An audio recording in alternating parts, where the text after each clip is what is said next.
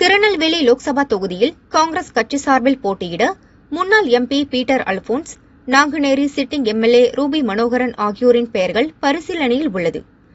Peter அல்போன்ஸுக்கு seat வழங்க உள்ளூரில் கடும் எதிர்ப்பு கிளம்பியுள்ளது. அல்போன்ஸுக்கு சீட் கொடுத்தால் வெற்றி வாய்ப்பு பறிபோகும் என நெல்லை காங்கிரஸ் மூத்த நிர்வாகி சிவாஜி முத்துக்குமார் வீடியோ வெளியிட்டு பரபரப்பை ஏற்படுத்தினார்.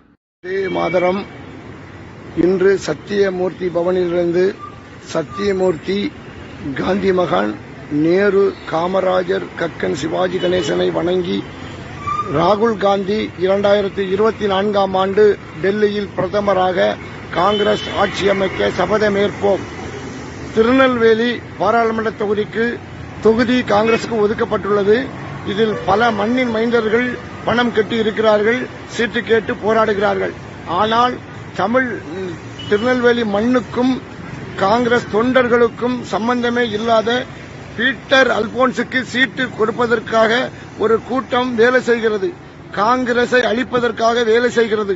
தயவு செய்து ராகுல் காந்தி அவர்களும் காங்கிரஸை வளர்க்கும் நம்முடைய அரும்பெரும் தலைவர் செல்வ பெருந்தகை அண்ணன் அவர்களே, உங்கள் பாதங்களை தொட்டு வணங்கி கேட்டுக்கொள்கிறேன். பீட்டர் அல்போன்ஸுக்கு திருநெல்வேலி பாராளுமன்ற தொகுதியை ஒதுக்கக்கூடாது. அந்த மண்ணின் மைந்தர்களுக்கு மட்டுமே ஒதுக்க வேண்டும். சத்தியமூர்த்தி பவனுக்கு 5 ஆண்டுகளில் எத்தனை முறை பீட்டர் அல்போன்ஸ் அலுவலகத்துக்கு சத்தியமூர்த்தி பவனுக்கு வந்தார்? தயவு செய்து காங்கிரசுக்கும் சம்பந்தமில்லாத பீட்டர் அல்போன்ஸுக்கு திருநெல்வேலி பாராளுமன்ற தொகுதி ஒதுக்கக்கூடாது. திரும்ப ராகுல் காந்தி செல்வ பெருந்தகை பாதங்களை தொட்டு வணங்கி கேட்டுக்கொள்கிறேன். அவரை நிறுத்தினால் நிச்சயம் ஒரு தொகுதி நமக்கு கிடைக்காது. 40இல் 39 தான்.